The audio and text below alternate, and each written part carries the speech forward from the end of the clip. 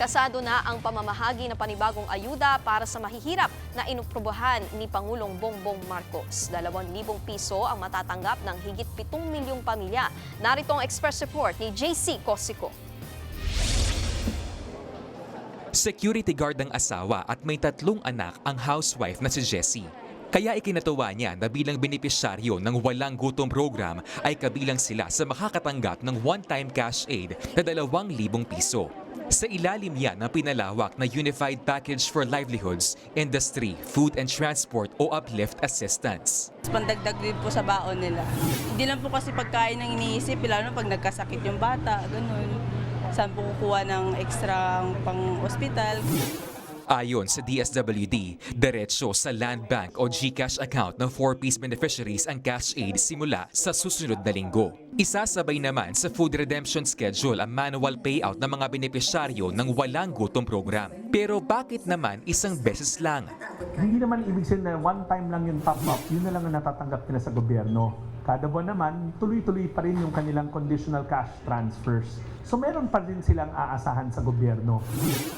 Galing sa datos ng Philippine Statistics Authority ang 2.5 million poor at near poor households na makakatanggap ng 2,000 pesos na ayuda kada buwan mula Hulyo hanggang Disyembre. Manual ang payout sa unang buwan na sisimulan sa susunod na linggo.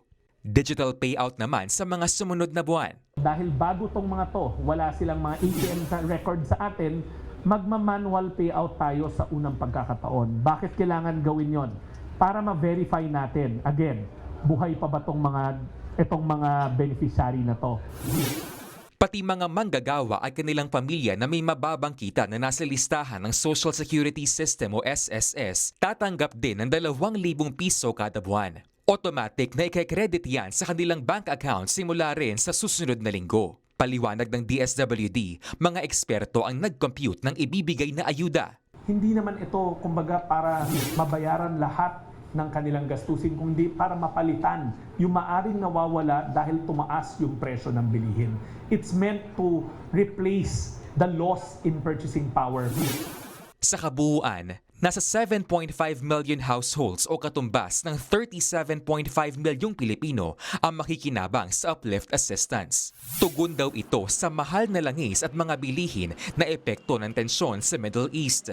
Kapag tumataas ang gastusin, mas bumibigat ang pasanin ng bawat pamilyang nagsisikap tugunan ang kanilang pangangailangan, lalo na ang mga Pilipinong nasa laylayan ng lipunan. Paano naman kaya yung mga middle class na apektado rin naman ng Middle East tension?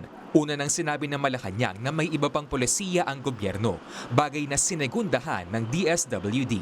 Like yung contract servicing ng DOTR wherein the general riding public hindi naman pinili kung sino lang sasakay, di ba? So there were other non-monetary interventions that the government did. Nagbabalita mula sa Frontline, JC Cosico, News 5. Mga kapatid, Nikki de Guzman po. Para sa pasada ng mga rumaratsyadang balita, mag-follow at mag-subscribe na sa social media pages ng News 5.